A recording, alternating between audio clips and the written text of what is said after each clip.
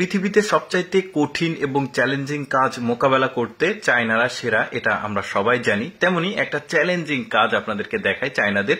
এই রাস্তাটাকে একটু ভালোভাবে লক্ষ্য করে দেখুন, সমুদ্রপৃষ্ঠ বা মাটি থেকে কতটা উচ্চতায় রয়েছে এই রাস্তাটি কিন্তু একদমই দুর্গম একটা পাহাড়ের উপরে তৈরি করেছে তারা। কেন এই রাস্তাটি তৈরি করেছে এটা সিক্রেট থাকলো, একটু পরে গিয়ে সেটা আমি আপনাদেরকে জানাবো এবং দেখাবো। তার আগে রাস্তাটা দেখাই। দেখুন এতটা উচ্চতায় এই রাস্তাটাকে তৈরি করা হয়েছে।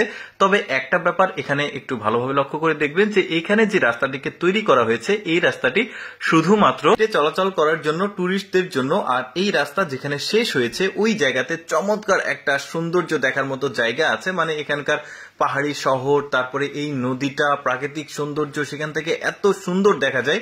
একটু অপেক্ষা করতে থাকুন, এই রাস্তা যেখানে শেষ হয়েছে ওই জায়গাটাও আপনাদেরকে দেখাবো। এই যে দেখতে পাচ্ছেন, তার আগে পুরো রাস্তাটি আমি আপনাদেরকে দেখাই, যেহেতু দেখাচ্ছি। আর এখানে এই রাস্তার যে সুযোগ সুবিধা সেটা রয়েছে, মানে মনে করেন যে সিঁড়ি বেয়ে বেয়ে উঠে যেতে হয়, কখনো নেমে যেতে হয়। পাহাড়ি রাস্তাতে যাদের চলাফেরা করার অভ্যাস আছে তারা কিন্তু জানে যে এই ধরনের খাড়া পাহাড়ি রাস্তাগুলো কখনো ওঠা কখনো নামা, এটা কিন্তু শরীরের জন্য অনেকটা এনার্জি লস হয়। তবে এরা এমন একটা সিস্টেম করেছে, একটু পর পর রেস্ট নেওয়ার জন্য জায়গা তৈরি করে রেখেছে। তারপরে বিদ্যুতের সুবিধা, চার্জিং এর সুবিধা, এভরিথিং রয়েছে। এই যে দেখতে পাচ্ছেন এখানে এই ঘরগুলোতে আপনি চাইলে রেস্ট নিতে পারবেন। তারপরে খাবার ব্যবস্থা রয়েছে, সেগুলো আপনারা খেতে পারবেন। এই যে দেখতে পাচ্ছেন, তারপরে সৌরবিদ্যুতের ব্যবস্থা রয়েছে। আর চিন্তা করে দেখুন, এইরকম একটা দুর্গম জায়গায় এইভাবে রাস্তা নির্মাণ করা পৃথিবীতে কিন্তু খুবই বিরল। এই কাজগুলো সাধারণত চায়নাদের পক্ষে সম্ভব। চায়নারা কিন্তু এই ধরনের দুর্গম রাস্তাগুলোতে, মানে দুর্গম জায়গাগুলোতে রাস্তা নির্মাণ করতে একদমই এক্সপার্ট। তারা যে কোনো চ্যালেঞ্জ মোকাবেলা করতে আসলে খুবই পছন্দ করে। যেমন এই রাস্তাগুলো নির্মাণ করতে, শুধু রাস্তাই না, যে কোনো বিল্ডিং স্থাপনা তারা কিন্তু পাহাড়ের ভাঁজে ভাঁজে, যেহেতু পুরো চায়নাটা আসলে অনেকটা পাহাড়ি অঞ্চল ঘেরা আর কি, অনেকে জানে। দেখতে পাচ্ছেন কি চমৎকার ভাবে এই রাস্তাটা নির্মাণ করেছে। শেষে রয়েছে চমকপ্রদ একটা সৌন্দর্য দেখার মতো জায়গা।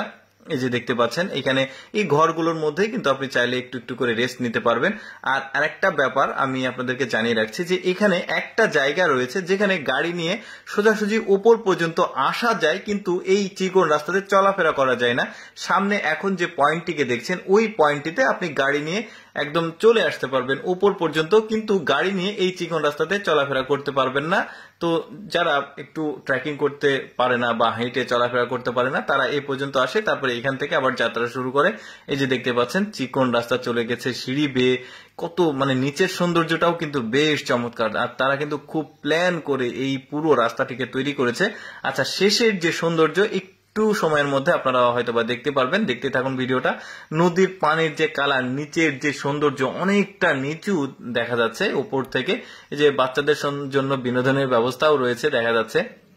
এবার মোটামুটি শেষ হয়ে আসছে, এখানে মোবাইলের টাওয়ার দেখা যাচ্ছে। কি চমৎকার ভাবে ওরা এই মানে রাস্তাটা তৈরি করেছে। দেখুন পাহাড়ি অঞ্চল আর প্রাকৃতিক সৌন্দর্য রয়েছে, গাছ গছালি সবকিছু দেখতে ভালো লাগছে। কিন্তু এই যেখানে কয়েকটা রিসোর্টও রয়েছে, মানে যারা রাত্রি যাপন করতে চায় তারা রাত্রি যাপন করতে পারবে। ইতিমধ্যে আমরা পৌঁছে গেছি ঠিক ওই জায়গাতে যেখান থেকে পুরো একটা এলাকার, পাহাড়ি এলাকার যে বিল্ডিং রয়েছে, শহর রয়েছে, প্রাকৃতিক সৌন্দর্য রয়েছে, মানে নদী রয়েছে, টোটাল ওভার একটা ভিউ পাওয়া যাবে। দেখতে বেশ চমৎকার। এই জায়গাটার জন্যই আসলে পুরো রাস্তাটা অনেকে ট্রেকিং করে আসে, সৌন্দর্য দেখে। যদিও মোবাইলে কতটুকু সৌন্দর্য আপনারা বুঝতে পারছেন তা আমি জানি না, বাট বাস্তবে এখানকার যে সৌন্দর্য বর্ণনা অনুযায়ী, ডেসক্রিপশন অনুযায়ী খুবই চমৎকার। দর্শক, কেমন লাগলো আজকের ভিডিওটি অবশ্যই কমেন্ট করে জানাবেন। আর এইরকম ভিডিও প্রতিদিন দেখতে আমাদের পেজটি ফলো রাখতে পারেন। ধন্যবাদ সবাইকে।